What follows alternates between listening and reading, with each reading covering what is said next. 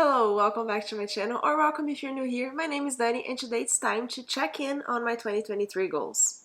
So the idea of this video is literally just that. I'm pretty sure I had a video. If I did, I'm going to link here on the cards about my goals, my reading goals that I had for the year. And I also have it on my planner. This is the always fully booked planner from Little Inklings that I love every year. And I wrote here the goals that I had for the year, the reading goals. This is just like a reading planner, really. I don't use it like for life planning, just for reading. And I have here a few goals. And we're going to see how badly I failed at these goals. So every year I like to set up a few goals that I want to accomplish throughout the year. First one is like how many books I want to read. That's the number that I put there on Goodreads. And a few other things that I want to prioritize or that I saw on the previous year that I wanted to improve or do differently. So I set those as goals for the following year. And it's really interesting because what happened last year in 2022 is that one of my goals, what was the goal? I forgot what the goals were, but in March, Brandon Sanderson announced the secret projects that we are having in 2023. So he announced that in March of 2022. And that screwed up all the goals that I had for the rest of that year because then I started to focus on getting caught up on the Cosmere so I could read the secret projects this year. So I failed very badly on those goals as well. And here something very similar happened, although I don't feel like I can blame it so much because I didn't focus on it. But I still feel like that was one of the reasons why I didn't achieve some of these goals. So what happened is that in the beginning of the year, I found out about Spiffbo, which I've mentioned it here a few times. I'm going to have more videos talking about it, so if you want to learn more and understand what this competition is, I'm going to have a link in the description. But it is a self-published competition for fantasy that runs throughout the whole year, one every year. And I didn't know about that when I set up these goals. Otherwise, that would have been one of my big goals. And it is now, but it's not written here. It's like my goals change throughout the year. That's what I'm saying. But we're going to see what I was thinking about in December/January. I don't remember exactly when I set up this, but it feels like a long time ago. But I have here 1, 2, 3, 4, 5, 6 things that we can talk about. The first one is number of books. Every year I put 50 books as my goal on Goodreads, and that's what I have here as well. And so far I've read 62 books, so not much more than that. I kind of expected for it to be much more because the year before I read 94 or 95 books in the year, and I thought I would get around that again, but that did not happen. It's still 50 books. I feel like it's always achievable for the amount of read that I do, like every day in my life. So I did that. I completed this goal. Perfect, amazing. This one was the easy one. This one is the one that I don't want to struggle with. And I didn't, and it's fine, and I completed. The next one is another interesting one, and it is the Goldsboro books. So I just wrote Goldsboro books, and I'm assuming what I meant was that I wanted to read the books that I was receiving from Goldsboro throughout the year. And what happened with this one is that I stopped subscribing to Goldsboro around July because I wasn't enjoying their selection anymore. So last year when I first started to get Goldsboro books, there was some sci-fi, there was some adult epic fantasy that I was very interested in. And this year, it shifted a lot on what they're doing with their subscription and the type of books that they're including, gearing more towards romantasy and YA than I thought it would be. So I started to skip all of the books, all of the months that I could, and then when I ran out of skips, I just canceled because I was not reading that. I was not interested really in the books that they were putting at and their subscription thing. This is for the Goldsboro Sci-Fi Fantasy Fellowship subscription because they have another one. That's the premiere, but I didn't like those ones. Don't interest me much. This is about the sci-fi and fantasy one, and it's still like there was no sci-fi books throughout the whole year. And that was something that I really wanted. It's on another one of the goals. That was something that I really wanted, and that was not the case. So I stopped subscribing and didn't read any of the books. So last year I for sure read one, And let me open my computer and check my spreadsheet. Let's see if I read, how many I read from the Goldsboro books that I've received. Okay, so I received a total of 9 books. So I started in November last year with a November book that I received in December. So I read that one, and then I didn't read anything else. Yeah, so I'm gonna put here the books that I have received by them. So it was The Immortality Thief, City of Last Chances, The Witch and the Tsar, Shield Maiden, The Book of Eve, Dragonfall, Perilous Times, Scarlet, and Inkblood Sister Scribe.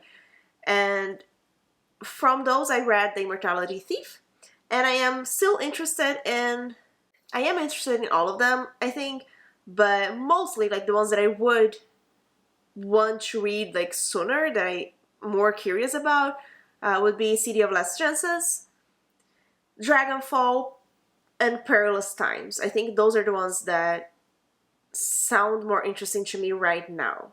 Although Shield Maiden like would be up there somewhere as well, but if I had to pick 3, those would be the ones. So I failed. That's a failure for sure. But like I said, they started to do something different than what I expected and what I wanted, and that's okay. It happens. It's geared more towards other people's tastes than what my taste is, so someone else is going to have a lot of fun with their new selections, but not me. The next goal that I had was a secret projects goal. So it was to read the 4 books that Brandon Sanderson was publishing through his Kickstarter this year. So the first one was Trials of the Emerald Sea. I read it. It was the first book that I read this year. Then we had The Frugal Wizard's Handbook for Surviving Medieval England, and I did read that not as soon as it came out, I think, like a few days after maybe. Then we had Yumi and the Nightmare Painter, and for that one, I didn't want to read the ebook, so I waited until I received the physical book, and I did read it as well. And the last one is A Sunlit Man that came out in October. I got the book maybe in the end of October, beginning of November, and I haven't read it yet. I don't know if I'm going to read it this year, but it's going to be the next Brandon Sanderson book that I read for sure. But I think I was overall pretty successful with this goal, and I'm very happy with it. The next goal that I had was to read my pre-orders. I usually pre-order a lot of books in December because I have my birthday on the beginning of the month that I might get gift cards or something, but I also have their loyalty card that gives me like points and things to spend because it's my birthday and because around the same time is when I renewed that card. So I accumulate a lot of things on December, and also throughout the year I accumulate a lot of points by spending money on Indigo, and I always use them on December. So I usually have like a lot of points and a lot of ways to utilize those points in December, and I use a lot of that for pre-orders for the rest of the year. And I wanted to read those books. I wanted to make sure I was trying to read the books that I was pre-ordering and not just like putting a bunch of books on my list and not reading them. So let's see how I did. I don't know how I'm going to find out which ones I pre-ordered. So I have a list here of the books that I think I pre-ordered, but there might be more that I'm forgetting. But here I have Everyone in My Family Has Killed Someone, and I did read it. I have Tyranny of Faith by Richard Swan, and I also read it. I have Our Conspirator by Veronica Roth. I also read it. I have Paradise 1, which is a sci-fi, really chunky sci-fi that I have not read yet, and I still really want to. I have Yellowface, and I read it. I have Witch King by Martha Wells. I didn't read it yet. And I have Silverborn by Jessica Townsend, which was postponed for next year, so that does not count. I also had a few paperback pre-orders. Like I pre-ordered the book, but it already came out, but it was I kept pre-ordering the paperback version of it, like The Measure and Leech. The Measure was also postponed, and Leech I haven't already yet. I know I also pre-ordered Bookshops and Bone Dust by Travis Baldree, and I just got that not long ago. I don't know what else. I think I'm doing fairly okay on this goal. Maybe like half and half of the books that I read and the books that I didn't read. Maybe a little bit more that I did read. So I think it was successful. Then we have 2 more goals. One of them is to continue series without delay. I was doing very well in January and February on that goal, and then I didn't, and then I for sure didn't. I continued 8 series this year, so I guess that's good. That's not as bad as I thought it would be. I finished 1, which was a graphic novel series. It was a T-Dragon like graphic novels. That was the only one that I finished, and I started 18 series. But from the 18 series that I started this year, I actually only have to continue 4, 5, 6, 7, 8 of them, because the other ones I either caught up, so either I read the first book and that was all that existed for that series, or just DNF it. So there are only 8 that I need to continue, that I could be continuing and I haven't. And same for the ones that I continued. I have 8 of them, but actually 5 are either caught up or DNFs. So that's a very confusing way to say what's in this graph. I think that's a good stats. It's not too bad, right? I don't think that's too bad at all. I do have a lot of in progress that I didn't even touch this year, but that's another story. We don't have to go into that one. And then the last goal that I had for the year was to read the Goodreads Sci-Fi Award nominees from last year. And this is a big failure. It was such a failure that I cannot find where I wrote them all down. Like I don't even have them written down anywhere. So I was clearly not focusing on it and not trying it as hard as I should. I had in the beginning of the year something, but I cannot find it.